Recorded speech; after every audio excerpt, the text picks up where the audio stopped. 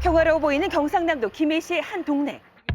그런데 시민들은 피해를 호소하고 있습니다. 걸어갈 때 전봇대 없는 쪽으로 해가지고 걸어가죠. 그리고 이게 물이 뿌려지고 이러니까 이게 냄새가 너무 많이 나고 물하고 이렇게 같이 있었을 때니까 비린내가 너무 되게 나요. 악취 때문에 고통이라는 시민들. 그 원인을 찾아 거리를 살펴보던 순간 하얀색 이물질들이 포착됩니다. 도로를 뒤덮은 의문의 흔적, 페인트 자국 같기도 한데 대체 뭘까요? 까마귀똥이라네. 까마귀똥이야. 네, 새똥같이 보여요. 네, 이게 전부 떼까마귀 배설물이라고요. 곳곳에 붙은 출연주의 현수막도 눈에 띕니다. 현재 온통 배설물로 도배됐다는 김해 도심. 아, 인도는 물론 전기줄과 전봇대, 어우, 심한데요? 네, 심지어 그늘막 위까지 흔적들이 선명합니다. 하는 차도 막 지나가다가 많이 맞겠어요. 그렇겠죠. 주차된 차량이마다 하얗게 내려앉은 배설물.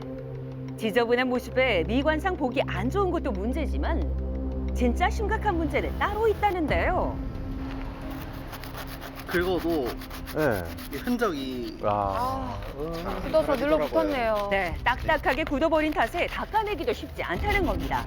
청소나 이런 거를 지금 못 하시는 건가요? 아니 할 수는 있는데 해봐서 또 맞아가지고 지금 살짝 포기 상태입니다. 와, 지독한 악취와 배설물 습격에 시민들의 일상은 이미 고통이 됐습니다. 그런데 피해 주범인 떼까마귀들은 대체 어디 있는 걸까요? 주변엔 비털어나 보이지 않는데요. 낮 시간에는 별로 모르겠는데 네. 저녁 시간에 많은가 봐요. 해지고 나서 한 8시부터 네. 8시부터 한 12시 넘어서 새벽 1시까지는 까마귀가 있는 것 같아요. 해가 지면 까마귀가 출몰한다는데요. 사실 확인을 위해서 어둠이 내릴 때까지 현장에서 직접 기다려봤습니다. 그리고 잠시 후 보이시죠? 와우. 시꺼먼 무리가 하늘을 완전히 뒤덮습니다. 몇 마리예요? 익숙한 듯 전깃줄마다 빼곡히 자리 잡은 모습인데요. 어느새 김해 도심은 까마귀들에게 완전히 장악당했습니다. 아니 까마귀 때를 징그러울 놔두다가 그렇죠. 밤에 무서워요. 해봤거든요. 맞습니다. 그거 무섭더라고. 발에 한 대 맞았어요. 그래. 그래서 저 피해야 된다 이거. 일로 안 다니고. 시민들은 길을 와. 걷는 것조차 공포가 됐다는데요. 와, 진짜 몇 마리예요? 네, 바로 그때 빼고 가닥으로 뭔가 툭툭 떨어지기 시작합니다. 정체가 뭘까 조금 더 다가가 살펴보니 보여요, 보여요. 다름 아닌 떼까마귀들의 배설물이었습니다. 쉴 새 없이 쏟아지는 오물에 거리는 금세 엉망이 돼버렸는데요. 이를 피해 시민들은 인도가 아닌 위험한 차도로 발길을 옮깁니다. 한편 또 다른 상황이 눈에 들어오는데요. 하늘을 향해 연신 불빛을 비추는 한 상인의 모습입니다. 쫓아내려고? 뭐 이거 까마귀 준다고요. 까마귀 그걸로 쫓아져요? 그렇게 하면 되나요? 이거 돼요? 심한 악취와 지저분한 거리 미관 탓에 손님들의 발길마저 어, 뚝 끊겨버렸습니다. 어떻게든 삶의 터전을 지키기 위해 상인들은 매일 밤 직접 장비를 들고 거리로 나서는데요. 하지만 피해는 아직 끝나지 않았다고 합니다. 우와 이거 뭐야? 잠깐만. 우와 똥 맞았어요. 어우. 네, 실제 저희 제작진도 오물을 피해가지는 못했습니다. 결국 우산까지 동원하는데요. 그런데 우산을 펼치기가 무섭게 배설물들이 비처럼 쏟아집니다. 아 지금 우산 쓴 지 얼마 되지도 않았는데 말 그대로 똥비가 내리는 벌써 거잖아요. 새똥이 떨어졌어요. 지금. 어우. 자, 한번 보시죠. 불과 단 몇 분 만에 이 배설물들로 우산은 얼룩져 버렸습니다. 피해가 계속되는 가운데 아침이 밝았습니다. 아침 김해 도심에는 지난밤 흔적들이 고스란히 남아 있었는데요. 하얀 배설물들이 겹겹이 쌓이면서 신호등은 물론이고 기둥마저 형체를 어우. 알아보기 힘들 정도였습니다. 정말 심하네요. 네. 상황이 이렇게 반복되다 보니 인근 세차장에는 까마귀 배설물로 뒤덮인 차량들이 계속해서 줄을 잇고 있었는데요. 요 여차 쪽으로 많이 와요. 보면 세차장마다 아십니까? 너번에 갑자기 셔리 그릇 많이 집혔더라고. 독이라는 것은 역시 독하거든요. 네. 그러면 요 보통 보면은 그러니까 저 바로 안 닦으면 잘 안 닦이거든요. 맞습니다. 산성이 강해요. 네. 산화가 돼가지고 이거 놔두면은 이 도장이 부식이 돼버리거든요. 새똥이 이 도장이 사가버려요. 산성이 강한 까마귀 배설물은 차량 도장면을 손상시켜서 세차만으로는 쉽게 지워지지 않습니다. 흔적만 가득할 뿐 그새 자취를 감춘 떼까마귀 어디로 간 걸까요? 낮에는 이렇게 없는 거 보니까 아마 먹이 활동하러 요 주위 김해 주위가 저 논밭이 많잖아요, 그죠? 그 논밭으로 다 나가 있는 것 같아요. 낮에는 논밭으로 떠난다는데요. 소문을 따라 찾아가 봤습니다. 좀 보이는데요? 보시는 것처럼 마치 약속이라도 한 듯 논밭으로 하나둘씩 모여드는 떼까마귀 무리. 이곳에서 주된 먹이 활동을 하고 있답니다. 그렇다면 떼까마귀들은 언제부터 이곳 논밭에 나타났을까요?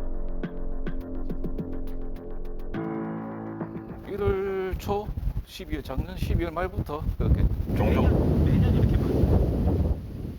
최근 들어 그런 것 같아요. 재작년부터. 그렇다면 이 떼까마귀는 대체 어디서 오는 걸까요? 떼까마귀는 우리나라에 대체로 한 11월에서 한 3월 정도까지 도래하고 있는 겨울 철새고요. 보통은 한 수백 마리에서 많게는 수천 마리 정도 단위로 무리를 이루는 그 성향이 굉장히 강합니다. 그리고 이 떼까마귀들은 겨울철이 되면 시베리아의 혹독한 추위를 피해서 남쪽 우리나라로 날아옵니다.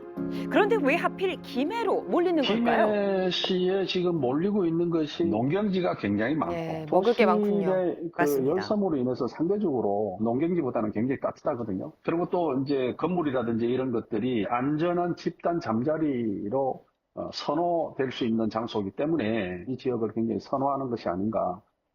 김해시는 도심과 농경지가 인접해 있는데요. 휴식처 반경 약 10km 안에서 먹이를 찾는 습성이 있는 떼까마귀들. 때문에 김해시는 까마귀들이 지내기 딱 좋은 조건을 갖추고 있다는 건데요. 다시 찾아온 밤, 어김없이 까마귀들 도심으로 몰려들기 시작합니다. 이때 까마귀 퇴치를 위해 뭉친 사람들이 등장하는데요. 6시 정도부터 이제 나가가지고 이제 위치도 확인하고 퇴치 반이 있군요. 이제 맞습니다. 도심지 내에 있는 친구들은 이제 좀 퇴치를 좀 하고 있습니다. 그렇다면 어떤 방법으로 떼까마귀를 퇴치하고 있는 걸까요? 직접 시범을 보여주는데요. 어디 있어요 지금? 지금 보시면 여기도 지금 가운데 있거든요. 지금 저희가 한번 퇴치 한번 해보도록 하겠습니다.